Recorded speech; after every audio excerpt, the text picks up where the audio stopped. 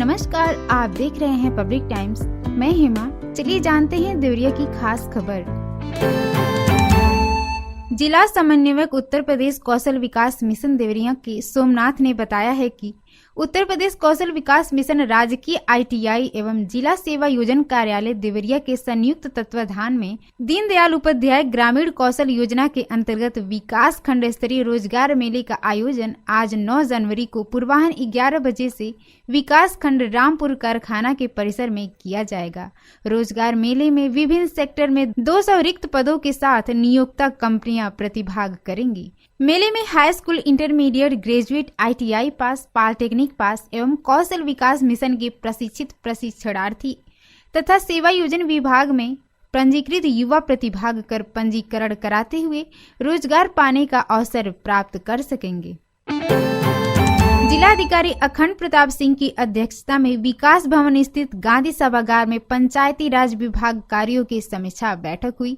बैठक के दौरान जिलाधिकारी ने ग्राम पंचायत में नियुक्त हुए प्रशासकों की कार्य अवधियों की भुगतान से संबंधित लंबित जांच को सभी उप जिलाधिकारी को 48 घंटे के अंदर हर हाल में पूर्ण किए जाने का निर्देश दिए हैं। उन्होंने कहा है कि संबंधित ADO पंचायत की यह व्यक्तिगत जिम्मेदारी होगी कि वह उप जिलाधिकारियों से समन्वय स्थापित करते हुए जांच प्रक्रिया को पूर्ण कराएंगे तथा संबंधित अभिलेख भी उन्हें उपस्थित कराएंगे। इस कार्य में किसी भी प्रकार की कोई शिथिलता नहीं होनी चाहिए, अन्यथा जिम्मेदारी तय करते हुए संबंधित को दंडित किए जाने की कार्रवाई भी की जाएगी।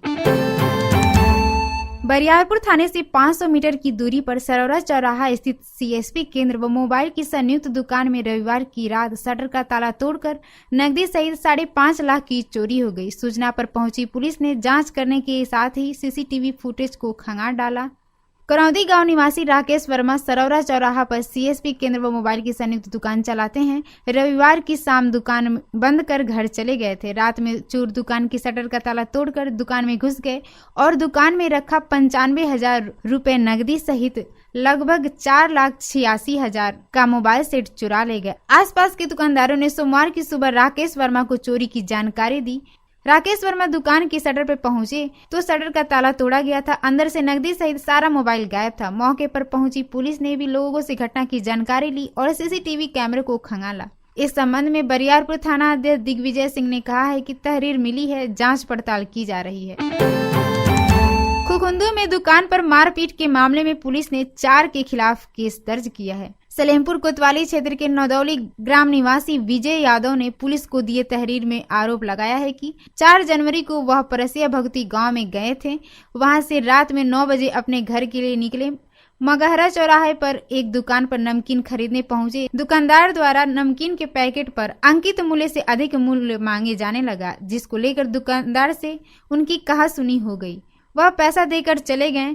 अभी परसिया भगवती गांव के पास ही पहुंचे थे कि पीछे से दुकानदार समेत 4 लोग और पहुंचे और मारपीट करने लगे। उन्होंने बाइक चला रहे दोस्त शिव कुमार गौतम पुत्र जगदीश प्रसाद निवासी सलेमपुर को भी मारपीट कर बुरी तरह घायल कर दिया। इस घटना में विजय का सर फट गया। दोनों ने गांव में भागकर किसी तरह जान बचाया। उन्होंने बाइक को भी क्षतिग्रस्त कर दिया था। पुलिस ने इस मामले में दुकानदार सोमनाथ चौहान निवासी खगड़ी, विजय यादव निवासी परसिया भगवती समेत 4 के खिलाफ मारपीट सहित अन्य धाराओं में केस दर्ज कर लिया है। सलेमपुर में नील गाय से टकराने के बाद रविवार की रात एक कार जलकर राख हो गई। मैल थाना क्षेत्र के बरठा निवासी मनीष गुप्त पुत्र दिनेश गुप्त रविवार की रात वैगनार कार से मैल जा रहे थे। मुसैला बरठा मार्ग पर ठाकुर गौरी स्थित एक ईंट भट्ठा के समीप पहुंचे थे कि उसी दौरान एक नील गाय सामने से आ गई। ब्रेक मारने के बावजूद कार नील गाय से टकरा गई और उसमें आग लग गई। मनीष ने कहा कि वह किसी तरह भागकर अपनी जान बचाएं। इस घटना में कार पूरी तरह से जल गई थी। SI रविंद्र यादव व सिपाही आलोक ने मौके पर पहुंचकर मामले की जानकारी ली। रविंद्र कुमार ने बताया है कि ठाकुर गौरी गांव के पास स्थित ईंट भट्टा के समीप एक कार में नील गाय से टकराने से आग लग गई थी। पथरदेवा में स्वर्गीय जवाहर प्रसाद मदेसिया स्मारक फुटबॉल प्रतियोगिता के दूसरे लीग मुकाबले में दिल्ली ने मुंबई को 1-0 से हराकर अगले दौर में प्रवेश कर लिया। मुख्य अतिथि बसपा नेता परवेज आलम, RSM राजीव श्रीवास्तव, मनीष श्रीवास्तव व कृष्ण मुरारी कुशवाहा ने खिलाड़ियों से परिचय कर मैच का शुभारंभ किया। आयोजक कमेटी के अजय मदेशिया ने बताया है कि आज 9 जनवरी को नेपाल व लखनऊ के बीच मैच खेला जाएगा। रामपुर कारखाना में यूडायस पोर्टल पर डाटा अपडेट करने के लिए 77 स्कूलों को नोटिस जारी हुआ है। स्टूडेंट प्रोफाइल अपडेट कराने में सरकारी स्कूल भी फिसड्डी साबित हो रहे हैं। सरकार पोर्टल अपडेट करने के लिए 3 बार समय आगे बढ़ा चुकी है। भारत सरकार और प्रदेश सरकार ने स्कूलों के लिए यूडायस पोर्टल पर स्टूडेंट, टीचर और विद्यालय का पूरा ब्यौरा दर्ज कराने का आदेश दे रखा है। स्कूलों ने कई बार समय मिलने के बावजूद अभी तक स्टूडेंट प्रोफाइल भरना शुरू नहीं किया है। इसमें सरकारी स्कूल भी पिछड़ते दिख रहे हैं। स्कूलों को भेजे नोटिस में तत्काल स्टूडेंट प्रोफाइल भरकर अभिलेख जमा करने का निर्देश दिया गया है। बीईओ रामपुर कारखाना रोहित पांडे ने बताया है कि स्टूडेंट प्रोफाइल अपडेट करने में लापरवाही क्षम्य नहीं है।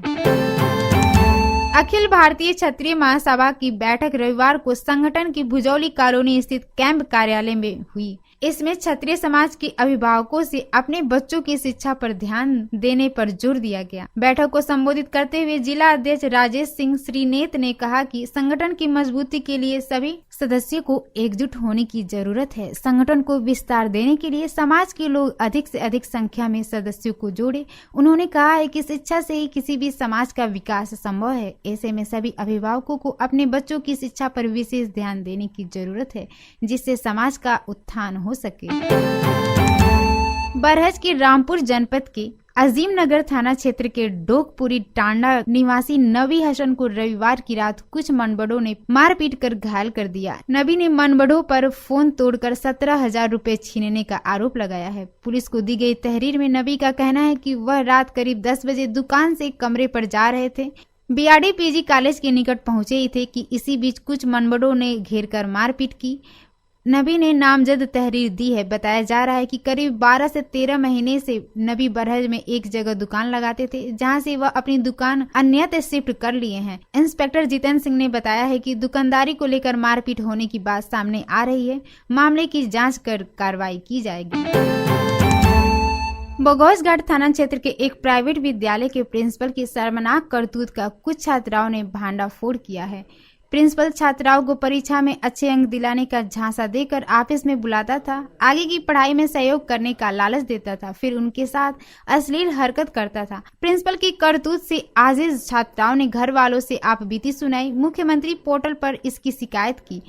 आरोप लगाने वाली छात्राओं का नाम स्कूल से काट दिया गया और अब बोर्ड परीक्षा में फेल कराने की धमकी मिल रही है। अब जुबान खोलने पर उन छात्राओं को परीक्षा में फेल करा देने और उनके आचरण प्रमाण पत्र को खराब करने की धमकियां दी जा रही हैं। परीक्षा में फेल होने के भय से छात्राएं सहमी हुई हैं।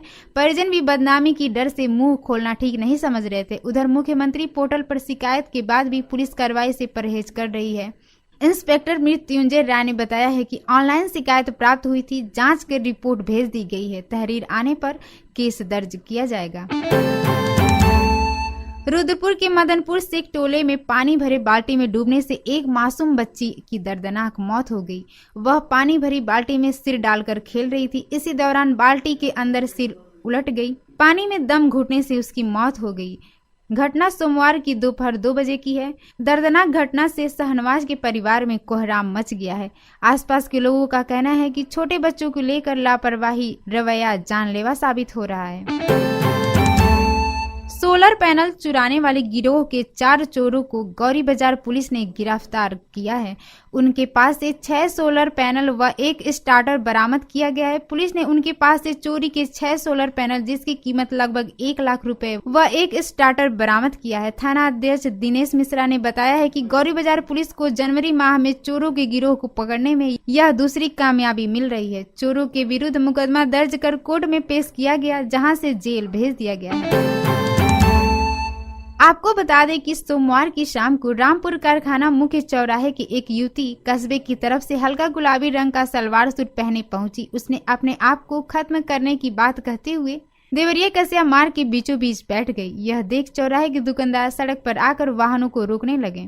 मामले की जानकारी किसी ने थाना अध्यक्ष को दे दी। इंस्पेक्टर संतोष कुमार सिंह ने कहा है कि युवती को थाने लाया गया है, पूछताछ की जा रही है। परिजनों को बुलाकर मामले की जानकारी ली जा रही है।